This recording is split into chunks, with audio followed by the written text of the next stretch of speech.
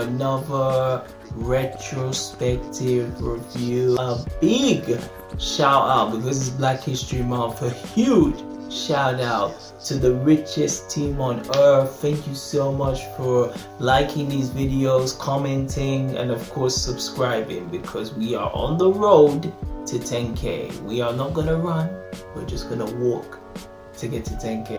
We gotta finish Black History Month with a bang, and it cannot be no other than the 1991 Hood coming of age hood drama, Boyz n the Hood, that came out in 1991. So as you can see, I'm also rocking a Boyz n the Hood shirt that I actually got from a very special member of the Rich team. Okay, so Boyz n the Hood. So the Boyz n the Hood ain't no get good. When we talk about movies that really defined the 90s, and not even just in the black community and the urban culture, just in pop culture in general, Boyz n the Hood stands the top with like 90s culture. Well, for sure, Boyz n the Hood is up there like with Fresh Prince of Bel-Air, Home Alone, Michael Jackson in this 1993 Super Bowl, Mike Tyson doing so much shenanigans in the 90s, and of course like the Michael Jordan Dream Team in the 90s. So Boyz n the Hood stands there as a classic, and now we're looking at a movie that's almost coming towards 35 years old.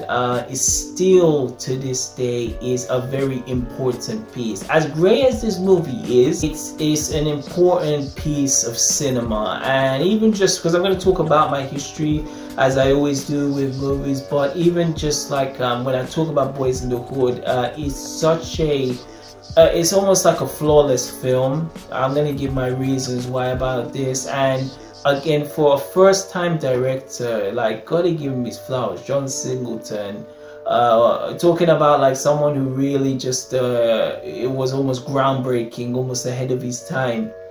This film is sensational, an incredible film, Boyz n the Hood. Alright, so as always, I like to tell you, the many members of the Rich team, is when was the first time that Richie Rich watched Boyz n the Hood. But when this movie came out, I was in my infancy, so I actually didn't see Boyz n the Hood towards the tail end of the 90s coming to the early 2000s. And when I always watched it, because back in merry old England, they used to show Boyz n the Hood on BBC One. It was shown like 11:25 at night, usually on Friday evenings or Saturday nights. So anytime I would watch Boyz n the Hood, I literally had to sneak to capture the movie, and I never got to watch it full parts, only just some bits in here and there. And I remember even there was a time I remember even capturing it in school. There was one time there was Boyz n the Hood, they were watching it. I had watched it through my infancy, my teenage years, even in my early adulthood in my 20s. So it was a movie that you could say legit grew up with. And I know I'm speaking to a lot of people out there who definitely had that experience of growing up with Boyz n the Hood.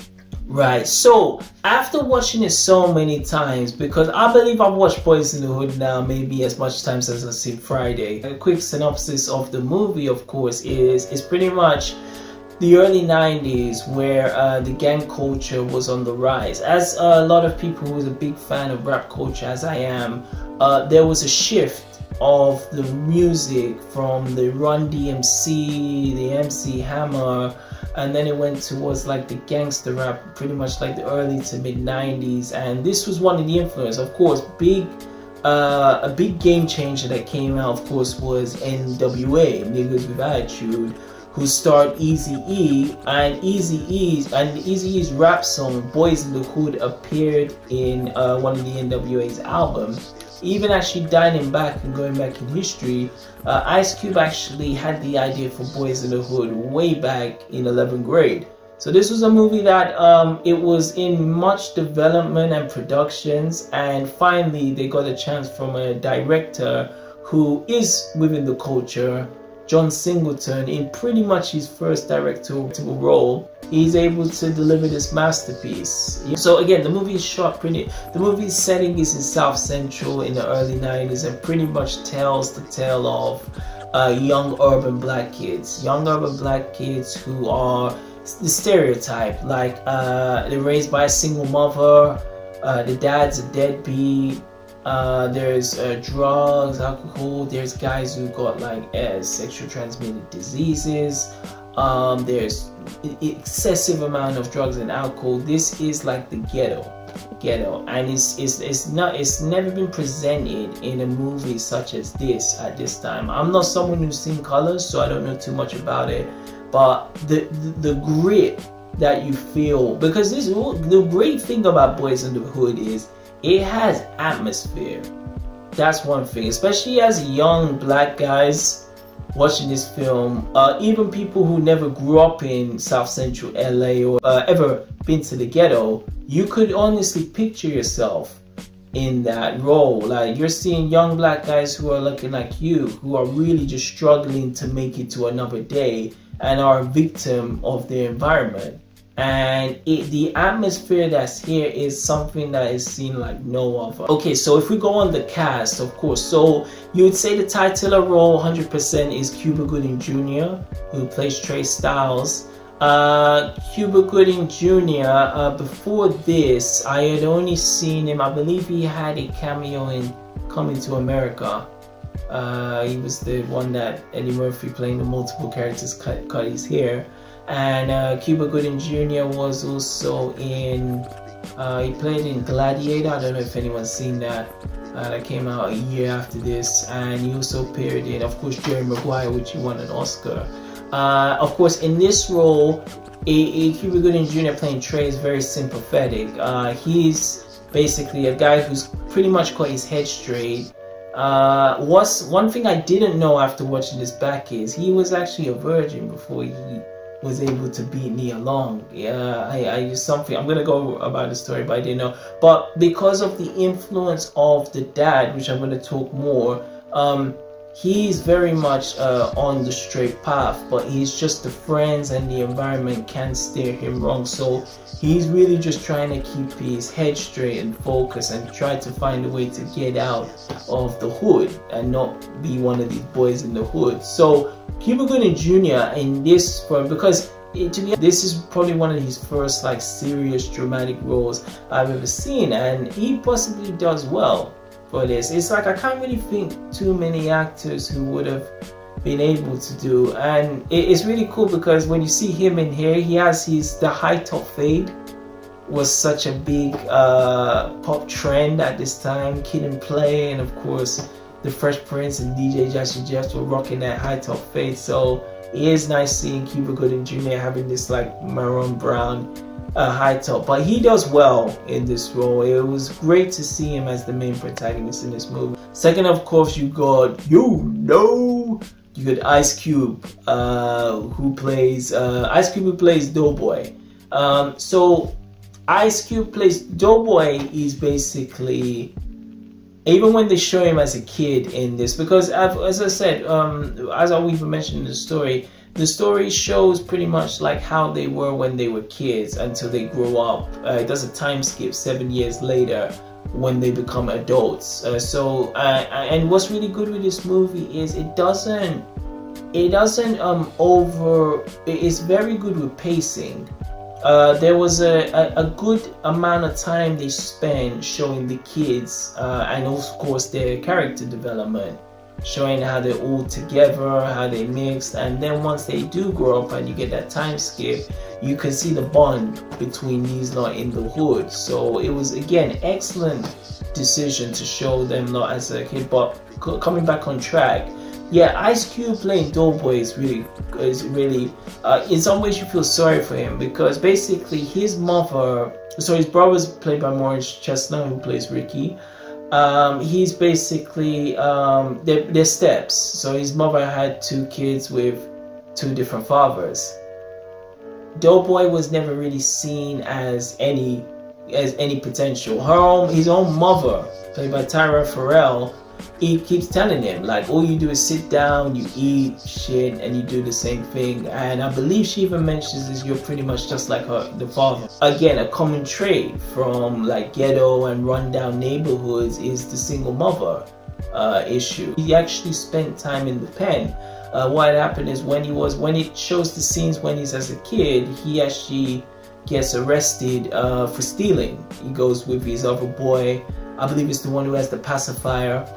He goes in to steal, and like you see scenes of he gets taken by the police to the penitentiary, and that's when the time skip happens. So Ice Cube, for me, he was one of, as I talked about, like rappers who transitioned to acting very well, he was one of the earliest ones to do it. He was in this, of course, Friday. He appeared in Anaconda. He was in Three Kings. There was one movie, I believe, called Trespass that starred Ice-T in there. So he was in really top movies that were critically acclaimed and also commercial success. So Ice Cube was a very bankable movie stars, and as I said, what he was able to do from here, and then you see what he did with Friday, and then he made his own production company. It always felt Ice Cube was one of the ones who always had a plan, like he was already ahead of the game. And he again, his performance in this, it feels like again he's just playing himself, but it's so believable, and the emotions that he has, especially when I'll even spoil it, but what happens later to his brother Ricky, and then when he gets revenge on Ricky's, the one who took out Ricky, and then even the final scenes at the end, there's just so much emotion that you can get from him, and it's a great performance. And last but not least, the other titular character would be Lawrence Fishburne. Lawrence Fishburne, who's pretty much going to be known for Morpheus now, just because how amazing the Matrix film is. This is a role that Lawrence Fishburne plays Furious Styles, who pretty much is a single dad from the beginning in this film. Angela Bassett, who I believe some people even forget she's in this movie because her role is so small. She's Tre's mother, and in the early scenes, basically Angela Bassett, who plays Reva actually drops him off with Lawrence Fishburne, Furious, and basically tells him, the great scene where she tells him that if Tre stays where he is now in NASCO, and that he's probably gonna end up in jail, or he's gonna probably end up getting smoked. So the mother really takes that initiative to basically drop him off with his father, and basically say that even though I'm your mother and I born you, you're gonna be with your dad to learn how to be a man. I'm there. And where this film speaks big in messages is in a lot of environments, especially like the one setting you see in South Central, a lot of families, just hate to say, they don't grow up with a dad. They don't grow up with a stable father, or one who has a job, or one who's clean, or one who can put food on the table.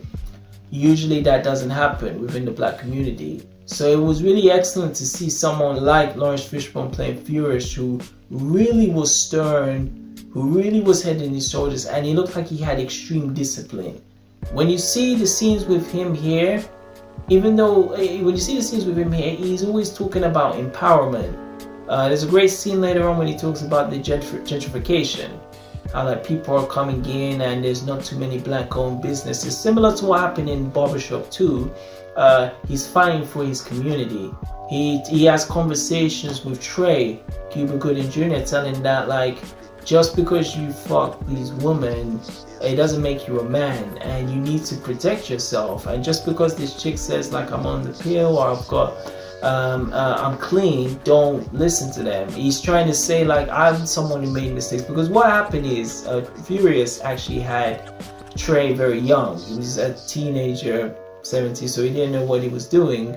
And it feels like now in his like a young dad, like in his 30s, maybe late 30s, early 40s, he's trying to get his life together, and he does not want his son to go through the same path. Watching this now, like the importance of like a father figure role, because every son, especially, and this is in the black community, every black kid is gonna have much love for their mother, 100%. Yeah, you know, of course, that's the one who's giving you birth, giving you this excellent gift we call life. But the importance of having that father figure role, who maybe not doesn't know all the answers at the beginning, but just to have that figure who can say this is what it means to be a man is so important, and it's demonstrated best by Furious Lawrence Fishburne. Of course, you've got Morris Chestnut playing Ricky Baker, you got Nia Long as Brandy. Of course, the beautiful Regina King appears again with Ice Cube. You've got Reg Green, Derek D. You've got Alyssa Rogers. Okay, you also got Yo-Yo, the rapper Yo-Yo. And I saved these two ones for last. So you've also got Alyssa Rogers, who appeared in Only This and Class Act. So this was the hot, smoking black sister who appears as Ricky's girlfriend in this one. So she's a baby mama in this with Ricky, and Ricky when he's grown up. And then she also appeared in Class Act with Kid's girlfriend. I really don't understand why we didn't see this black sister like in many movies after this. Also, you got Leonette Scott, who was that fine black chick who basically, when Tre's talking to his father about hitting that woman, which was a complete, I only found out later that he was just lying, but that was that fine sister who was wearing that badass white gown, a white outfit, and was saying like to, oh, I don't drive stick, but you can teach me. That scene there where like Tre gets it down with her. Leon Scott was one of the Soul Train dancers.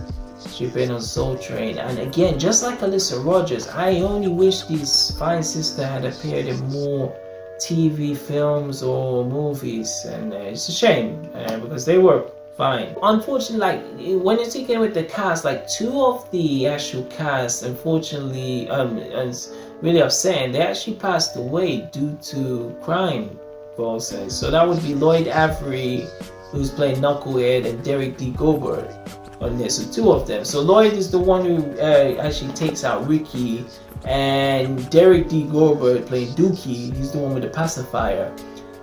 They say that art imitates life. The impact on this movie, a lot of these lot actually were joining some of the gangs in South Central.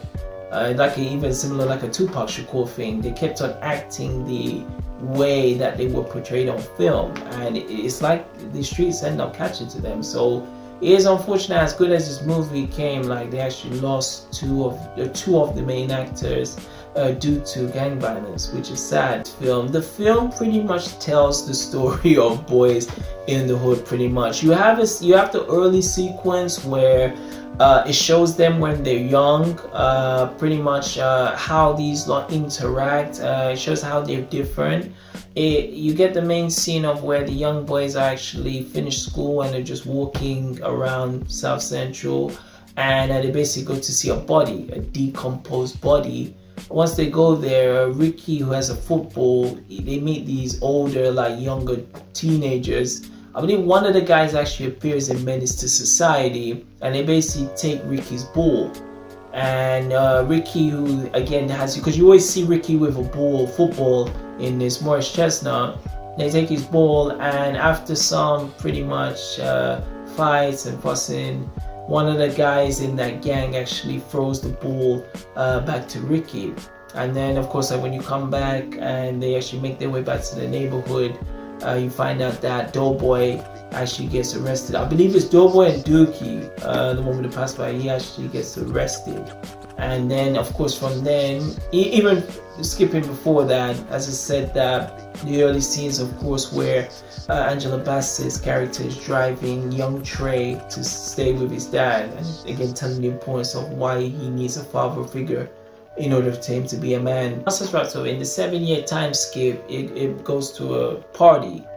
It goes to like a, you could say, outdoor house. Brothers begin barbecue, where everyone's growing up now. Doughboy is now in prison. He's playing like checkers. He's playing dominoes with his friends. Tre comes in. He's got a job in a retail store. I believe it was part-time. And Ricky, of course, has a kid with Alicia Rogers character. So they're all grown up. You really feel the atmosphere of that hood environment. And also you see, I forgot to mention Nia Long. Nia Long's in this. Nia Long is pretty much the love interest for Tre. And even though she likes him, Tre is pretty much playing games with her because she doesn't want to give the V. She doesn't want to give her V card to him. So I remember in that scene, pretty much like all those girls were checking out Tre out. Regina King, Yo-Yo's there.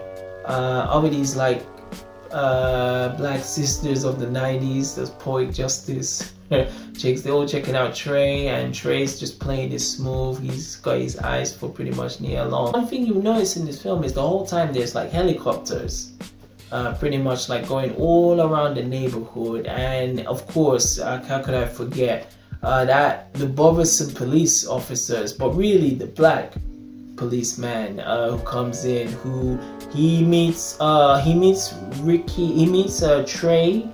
and Furious when Tre's young, when he stops in and he tells them like I would have just shot that black ass, like that one. And then towards, of course, the climax of the film, a fantastic scene where that racist cop gets Tre and he pretty much tells them like, you know, nothing, you're just shooting all these lot like you ain't.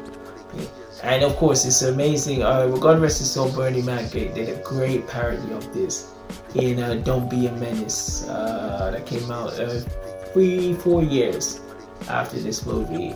So as I said, the center part of the film pretty much focuses on Ricky trying to pretty much get a scholarship to get football, to make it as a professional football athlete. It does a lot of montage videos of like Tre with Brandy, Nia Long's character, and of course you see scenes with Tre with Furious in the background. But yeah, there's a small portion of where Ricky is really trying to focus on breaking it in, because he's a young dad. The girlfriend, Alyssa Rogers, actually lives with Shanice actually lives with the mother and the kids, so the house is already jam-packed anyway. So he's looking at this kind of opportunity for him to kind of break out. But there's a scout who actually comes in to meet him at his home. I believe it's like a scout and an agent, and he pretty much tells him that you can make it, but the chances are always slim. You're only just like one injury away before the career is over. So you got to think of like what are some other stuff I can do to fall back in. So he tells him like he wants to major in business. He has to tell him, man, like it's funny because when that guy comes in, he's really shocked that he could already be a young father at 17 years old. But it's just the environment. Like it's more of the people in that block who are going through the same things that Ricky's going. So when you see this, because it always feels like he has the most potential, Ricky and of course Tre, they're the ones who pretty much like, if anyone's gonna get out of the hood, it's gonna be them two. Of course, towards like the you could say like the third quarter of the film, that's when things really start to get riff. Of course, Doughboy and Ricky, because they are not from the same father, one was completely treated like shit and one was treated like he has potential. Of course, Ricky in this instance. So of course that scene, which I still get chills when I watch it, where of course Ricky was going to go to the supermarket, and Doughboy and them pretty much have that altercation. Ricky ends up going to the supermarket, and again he's still sweating like he needs to break into the NFL. He's getting scratch cards, all of this, and they meet these pretty much these gangsters, these gangs who pretty much are on this whole block. Even fast rewinding back, when these lot were out on a Friday night chilling in the hood, those thugs, they end up hitting Ricky, and Ricky stood up to them. And just because he stood up to them just on some bullshit, they had this agenda to get to smoke Ricky. So once Ricky and Tre are coming back from the supermarket, they encounter these thugs, and they have to kind of break through the streets of South Central, like going through the neighborhoods. Like they actually jump like one of the fences, and when it comes time to, they actually believe that they escaped from them. Tre actually leaves because they said they basically should split up. Ricky actually goes the wrong way, and that's when the hoods actually pull up. And even like talking about this scene, it's a scene I cannot watch. Even though I've seen so much more violent shit on there, it's a scene that's so hurtful. Even talking about this now, it's so hurtful and real. The slow motion when Ricky's running, this is like I'm running to get out of this whole mess that's the hood, and he was just like on the brink of getting away. He has his son, you understand, he's a good guy, has his potential, and he smoked just on some bullshit. It's very tragic. And those scenes when they bring his corpse to the mother's house, and you see her reaction, you see Brandy's reaction, and even Doughboy, he was kind of looking like this shit was my fault, you understand. And it was crazy. I'm fucking pissed because even like I said, the night before they got stopped by that racist cop, he runs back to his house to get like a pistol, and again, the importance of the dad figure. Lawrence Fishburne playing Furious stops Tre, Cuba Gooding Jr. from doing something stupid, like saying like, you know, this is not gonna make you a man. I believe they actually replicate this scene also in Friday between John Witherspoon and Ice Cube. So he said, put it on them. He being naive, he doesn't listen, and he still leaves with Doughboy, Dookie, and that gang crew pretty much was with Doughboy to go get these thugs. And again, classic scenes we talk about. I love the music. I'm gonna talk about the soundtrack, but when they're driving and everything's just going through Tre's mind, and he just says, "Let me out." And Doughboy he says he ain't cut out for this shit, honestly. So he actually lets him out. Doughboy and his gang, they go to get those folks who took out Ricky, and they succeed. They were able to get them all out, and that was what that scene. What I got from that is when when Doughboy gets that, he takes out that hood. The one was like, I didn't even pull the trigger. It wasn't me. When he takes him out and it splatters on his face, I believe what really got in his conscious was, this is like a never-ending cycle. I take out one person, another person's gonna come take me out, and it's a vicious cycle. And so much so that even in the ending scene, they actually put it in text that 2 weeks later they came and took out Doughboy. And it's just it's just a masterpiece of storytelling, just from the expression and reaction of what this environment is doing to these young black people. And that's pretty much the story. So before you get my final thoughts on Boyz n the Hood, of course I gotta talk about the soundtrack. Okay, so the soundtrack pretty much contains, as I said, more notably hip-hop music. You got music from 2 Live Crew, Compton Most Wanted, High Five, Ice Cube, of course, the main source, Too Short, Yo-Yo, who appeared in this movie. And you also got some records who were influenced by DJ Pooh, Al B. Shore, DJ Jazzy Jeff, DJ Sip, and Raphael. And the album was pretty good. It got into the Billboard 100 chart, and of course, still one of the best singles from here is that one, Just Me and You, by Tony, who was again phenomenal in the 90s at this time. That Just Me and You, when that montage plays, is really classic. And yeah, I believe, as I said, the music here, it really suits the tone of this film, because as I said, the way I describe this film is very gritty. Like when I watch Boyz n the Hood, I feel being there. For someone who never grew up in the ghetto, I can picture myself. It's like it's speaking to the young black man, or even to the older black man. When you see like Tre's father in here, like what he's going through, seeing all this violence, and he's trying to empower our people to do better. So it really speaks volumes to the people. But the soundtrack is perfect for this film. So my final thoughts with Boyz n the Hood, I don't think I've done this in a while, but this film is flawless. I've watched this film so many times, and in my age now, I still cannot find any faults with it. It's a flawless film, masterpiece from top to bottom. The pacing is good, the characters are good, and people understand, a lot of these actors you've seen in here, it's not so much an all-star cast, because a lot of them, this was their first film. A lot of them, this was Nia Long, Cuba Gooding Jr., Morris Chestnut, Ice Cube, who possibly did some stuff for, maybe he's the most experienced, but all of them do a great job. Tyra Farrell, even the supporting characters, Angela Bassett, who just appears in this for a little bit. All of the actors in this bring their A game. There is no one bad performance, even the child actors. This film never at one moment feels like it's boring, or they probably dragged scenes too much. Every single moment and every single scene means something.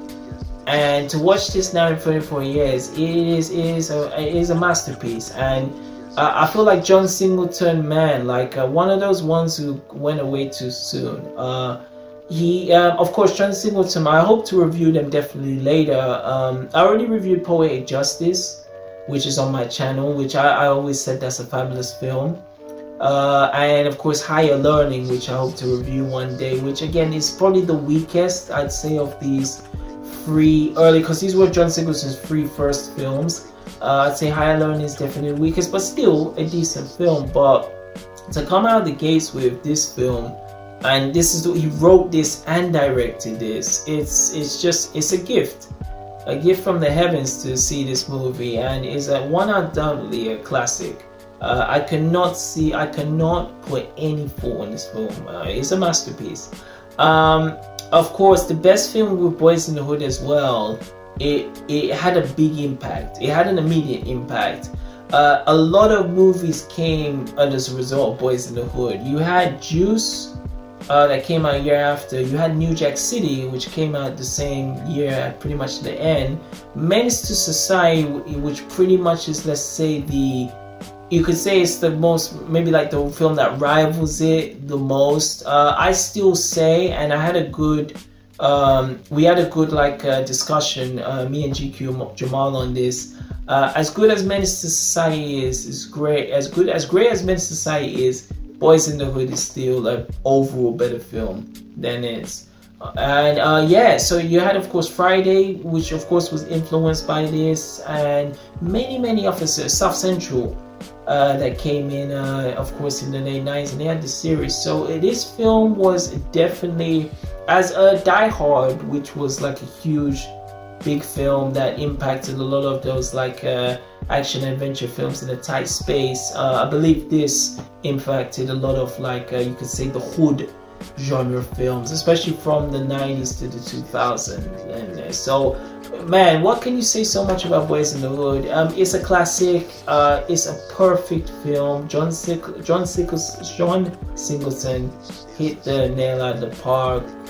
I would love to hear your comments on this movie.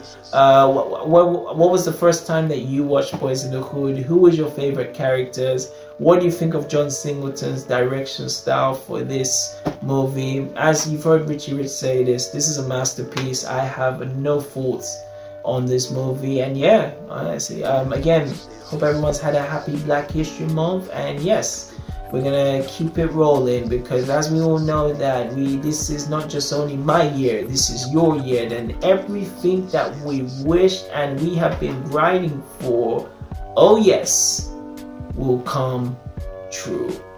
So again, want to thank you lot for taking time to watch another Richie Rich retrospectives. And yes, again, I'll just remember that success, oh yes, is just a sniff away. Take it easy.